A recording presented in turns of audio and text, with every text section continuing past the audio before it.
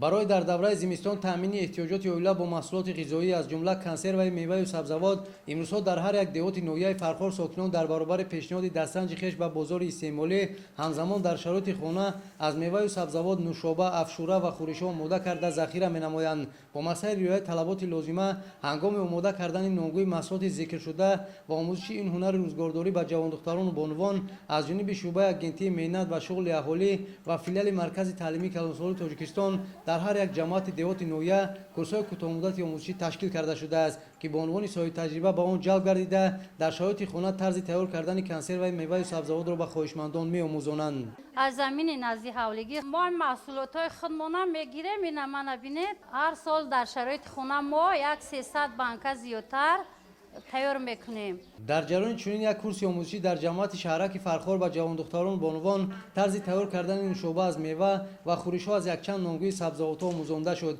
به اندیشه متخصصان ساحه با چنین طرز در شکل نوشابه، افشوره و خورش‌ها آماده و ذخیره کردن میوه و سبزیجات از جهت اکولوژی تازه خصوصیت‌های غذانوکی آن را نگاه داشته استفاده آن در دوره زمستان به سلامتی انسان منفعت زیاد دارد. در دهات نویه که ساکنان هستند به کشاورزی مشغولند هر سال از دسترنج خش به قدر کافی کنسرو میوه و سبزیجات آماده میکنند. زمین‌های نزد حولگی خود را ثمرانک استفاده میبریم.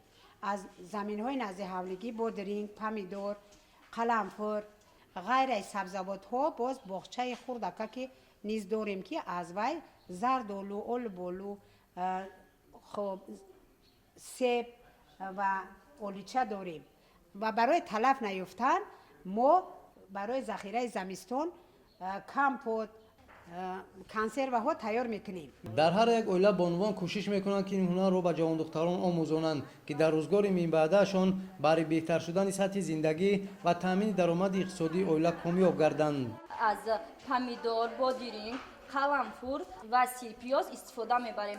در شرایط خانه ما اول همه اینها رو در دیگ میاندازیم و میجوشونیم. بعد از جوشاندن آن را محکم میکنیم. در نویه فرخار از حساب ثمرانک استفاده بردن زمین‌های نزدیک حولگی، خواجگی یاریرسان، اجرای دورنمای ترکیب کشت زراعت‌های کشاورزی و رعایت تدبیرهای آگروتکنیکی در ساحه باغداری سال استحصال میوه و سبزیجات زیاد می‌گردد. اگر قسماً میوه استحصال شده به بازار استعمالی پیشنهاد و یا در شکل کنسرو و ذخیره کرده شود برای به تلف جمع‌آوری کردن میوه امسال در همکاری با صاحبکاران با مقصد صادرات خشکانیدن میوه نیز براه مانده شده است.